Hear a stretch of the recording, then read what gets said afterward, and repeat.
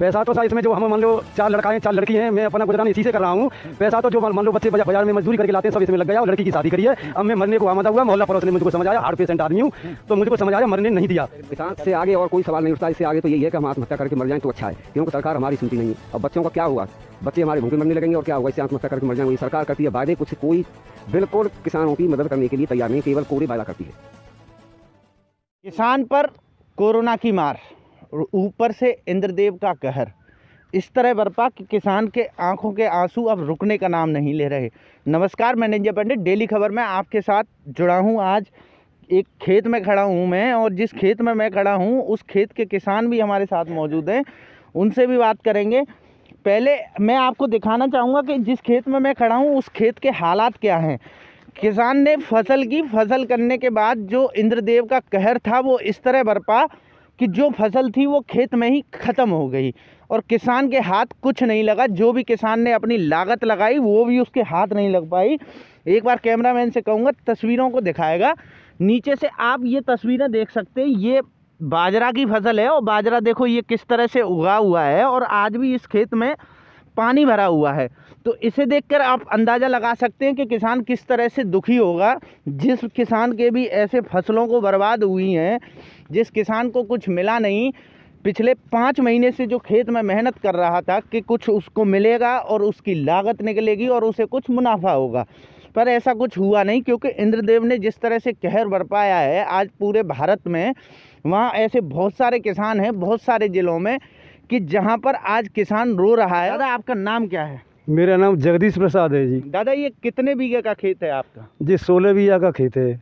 क्या है ये तो सब बर्बाद हो गई आपकी फसल? बर्बाद बाबूजी, तो मान लो ऐसी कुदरत की मार हुई है कि सब मेरा कटर लग गया और कटर लगने पे और लगते मान लो लेबर भी चल रही थी उस दिन, 15-16 लेबर थी और नहीं निकाल पाया। और फिर मैं लेखपाल और अधिकारी के पास गया, मैं तहसील गया, कोई सुनने को तैयार नहीं है कि ऊपर से तो कोई आदेश ही नहीं है। योगी जी कहते हैं कि हम किसानों को सब कुछ दे रहे हैं, पर यहाँ कुछ नहीं है, खाली खोखला है। तो आपने इसमें कितना पैसा लगाया? पैसा तो सा इसमें जो हम मान लो 4 लड़का हैं 4 लड़की हैं, मैं अपना गुजरान इसी से कर रहा हूँ।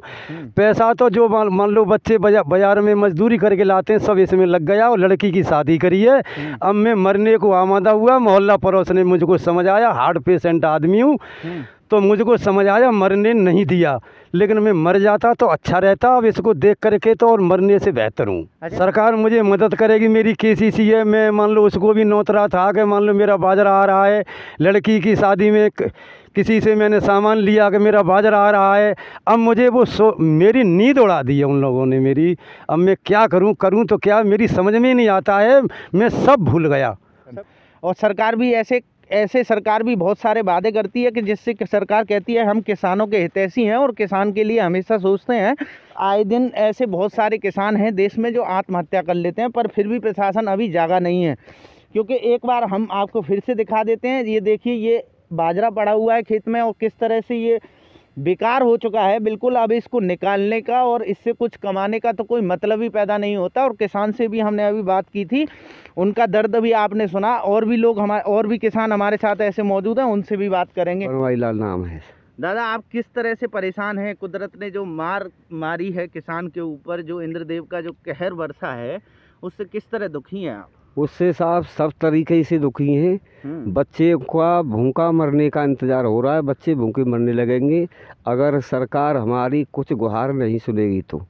लेखपाल हैं, अधिकारी लोग हैं, उनसे गुहार लगाई है, वो किसी की कोई बात नहीं सुनते। कह देते हैं कि सरकार से हमारे पास कोई ऑर्डर नहीं आया है।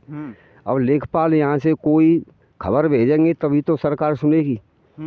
अब कोई सुनने को लिए तैयार नहीं है। किसान क्या करें बताइए? किसानों को तो इतना दुखी है किसान कि जिसका कोई जवाब नहीं, बस वाणी से कुछ कह नहीं सकते हैं। और सरकार एक तरफ वादे भी करती है, सरकार कहती है कि हम किसानों के हितैषी हैं। सरकार किसानों की बिल्कुल हितैषी नहीं है, क्योंकि सरकार किसानों की एक भी बात मदद करने के लिए कोई तैयार नहीं है। किसान से आगे और कोई सवाल नहीं उठता। इससे आगे तो यही है कि हम आत्महत्या करके मर जाएं तो अच्छा है, क्योंकि सरकार हमारी सुनती नहीं है। अब बच्चों का क्या हुआ, बच्चे हमारे भूखे मरने लगेंगे और क्या होगा, इससे आत्महत्या करके मर जाएंगे। ये सरकार करती है वायदे, कुछ कोई बिल्कुल किसानों की मदद करने के लिए तैयार नहीं, केवल कोरे वायदा करती है। नहीं दादा, आप ऐसा नहीं कर सकते। आप आत्महत्या का विचार भी दिल में न लाएं, क्योंकि ये एक अपराध है और सरकार एक न एक दिन आपकी सुध जरूर लेगी, ऐसी हम आशा करते हैं और सरकार से गुहार भी लगाते हैं कि सरकार आपकी सुध ले। और आप और क्या कहना चाहेंगे, कितना नुकसान हुआ है आपका इस बारिश में, कितना नुकसान हुआ? इस बारिश में तो लाखों रुपए का नुकसान हो गया, सब हाथ पैरों की सब मजदूरी चली गई, जो पैसा कमाया मजदूरी करके इस खेती में लगाया वो सब कुछ चला गया। सब कुछ चला। और आत्महत्या करने के बाद में और रास्ता ही क्या है किसानों के पास, ये बताइए पहले। नहीं नहीं, आप आत्महत्या नहीं सुनती नहीं है तो क्या करें, सरकार को तो कुछ सुनना चाहिए किसानों का। हाँ हाँ, वो आपकी बात सही है, पर आप देश के अन्नदाता हैं तो आपको ऐसा विचार भी दिल में नहीं लाना चाहिए कि आप, देश का अन्नदाता आज दुखी है और देश के अन्नदाता की आंखों के आंसू अब रुकने का नाम भी नहीं ले रहे हैं, क्योंकि जिस तरह से कुदरत ने कहर किसान के ऊपर बरपाया है वो तो आप देख ही सकते हो कि ये बाजरा है और ये खेत लगभग 16 बीघे का ये खेत है और इस खेत में जितना भी बाजरा पड़ा है यहाँ वो सब बर्बाद हो चुका है। और किसान, आप ये देख सकते हो किसान किस तरह से सर पे हाथ रख के बैठा है। किसान सोच रहा है कि किस तरह से अपना जीवन यापन करे और किस तरह से अपनी रोजी रोटी पालेगा किसान, ये सोचने वाली बात है। इस यहाँ किसानों के चेहरे आप देख सकते हैं कि किस तरह से हताश और निराश ये चेहरे हैं। मैं प्रशासन से गुहार लगाता हूँ कि प्रशासन ऐसे किसानों की मदद करे और उनका मुआवजा उनको दे, जिससे कि उनका जीवन यापन हो सके और वो अपनी रोजी रोटी चला सके, अपने परिवार का पालन पोषण अच्छे से कर सकें, जिससे कि उनके जीवन में कोई परेशानी ना आए। सरकार को इन पे ध्यान देना होगा किसानों पर, क्योंकि सरकार एक तरफ तो कहती है सरकार किसान हितैषी है और किसान आखिर रो रहा है तो आखिर उनकी सुनने वाला कोई क्यों नहीं है। सरकार को इस पर ध्यान देना होगा। नमस्कार, कैमरामैन भोली के साथ मैं निंजा पंडित।